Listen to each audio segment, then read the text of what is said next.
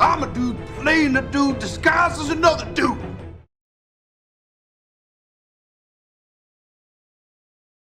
Here we are, my friends, at the Fortress of Chaos, surrounded by Superman characters and, well, Doomsday. I guess, depending on where you think Doomsday comes from. To look at a figure which, it seems that not nobody, let's just say that people seem to have thoughts and opinions on this guy. And most of the opinions that I've seen haven't been great about this guy. The reason that I have him, truth be told, I wasn't that interested in getting Superman 78, I'm sorry, Superman 78. I actually saw that movie at the theater in 78, so yeah, my big brother took me.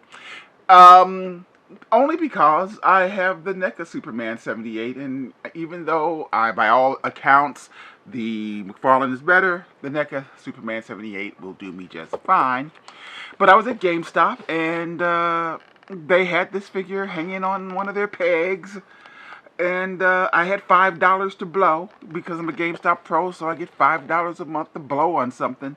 And I'm like, hey, let's blow it on this. Why not? It comes with this rather interesting Superman 78 comic book, which I highly recommend. This is issue 1, I believe.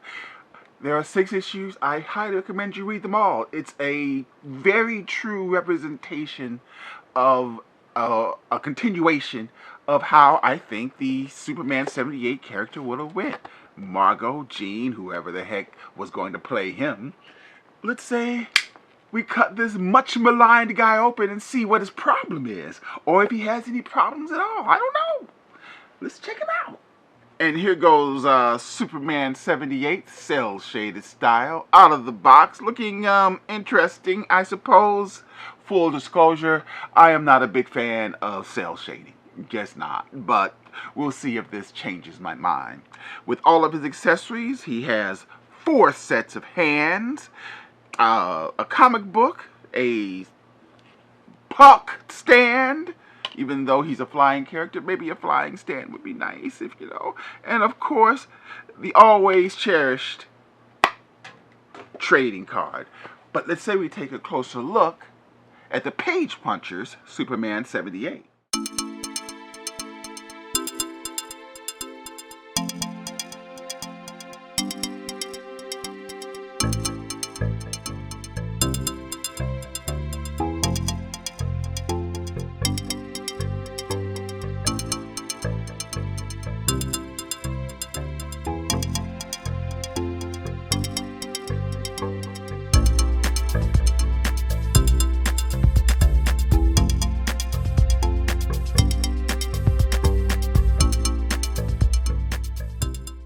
It just dawned on me that this is actually my second cel-shaded Superman character because I have the NECA Superman versus Muhammad Ali set, which I still haven't opened, and I've had it a long time. To let you know how long I've had it, I bought that from Sears, and yeah. So anyway, I just looking at him from here, I like the way he looks.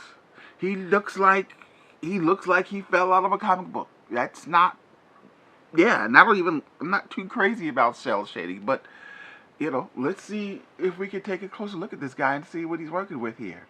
The face sculpt is interesting. I could see Christopher Reeves. I love the curl. Again, the blue tint and shading in the hair looks cool. He looks insane. He looks kind of crazed.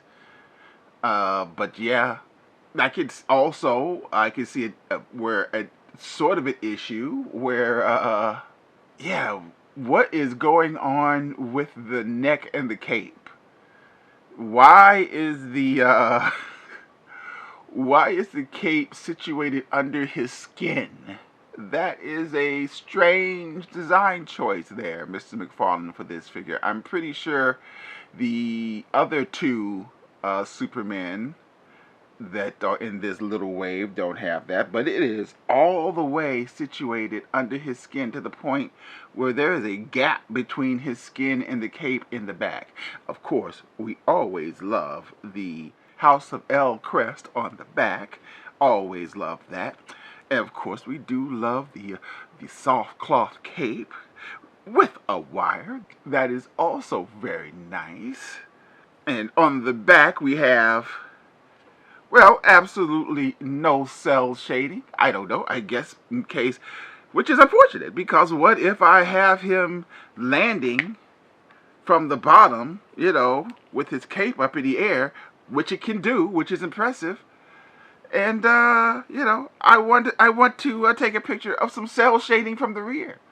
I should probably, admittedly, I guess if this was a comic book, I wouldn't be looking at him from the rear, unless, of course, he was drawn from the rear, which is a possibility, so he should have cell shading on the rear. Oh, well, you know, again, interesting design choice there, McFarlane Corporation. But as far as his articulation goes, double-jointed elbows, double-jointed knees. He can go out like so. I mean, that is some, I mean, my Superman here, if I need him to do a kung fu kick, assuming I don't break him. Did I break? See, that's, I don't know. I don't think a knee is supposed to do that. But I don't think, yeah, that is weird. You're going to have to be careful handling this guy, because the bottom joint pops out from behind the boot if you push it too far forward. I think that might be a bit of a design flaw. So, which causes the knee to go forward too far, which is, you know, that's not great, but, you know, whatever. But nonetheless, as we just were getting into mentioning, he does have really good articulation there. And if for some reason you need Superman to, can he turn? Do some kind of, even though this looks more like a ballet pose than a kung fu kick, this Superman can do it. He has some pretty impressive hip. And there you go. You see. I'm just trying to bend it straight. And again, I don't know if this is just mine or all of these, the hinge pops out from behind the boot, which makes the leg bend oddly forward. Now you can bend them, he can only go forward so far, he can only go back so far, which is unfortunate because he's a flying character. He should probably do that better. He can rock it a little bit, but you know, that's not nearly as important as the ability to go back. Let's see. He can look down a little bit, I guess, when he's flying, and he wants to look down at the subjects. Or he can look up a little bit. Let's see, I guess he can look up a little bit. Let's see if can he. I guess that's good enough. It's gonna have to do. And he also comes with this rather nice crystal in his hand. Not so shabby, I guess. And here goes the Page Punchers, Superman 78, which isn't so bad. I don't know why people don't like this guy. He's there are some strange things going on with him, to be sure. The cape under the neck, that's confusing. But otherwise, I think he's a very interesting looking figure.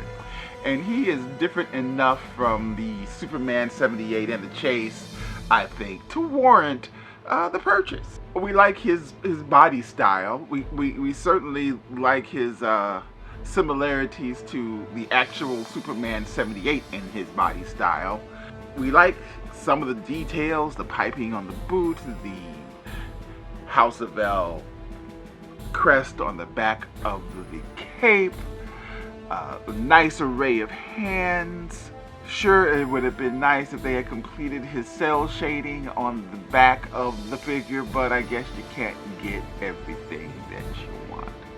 Yeah, it's not a bad figure. Plus, you know, I got him for $5 off the regular $24, and I changed it, so it cost me like $18, $19, which isn't too bad at all.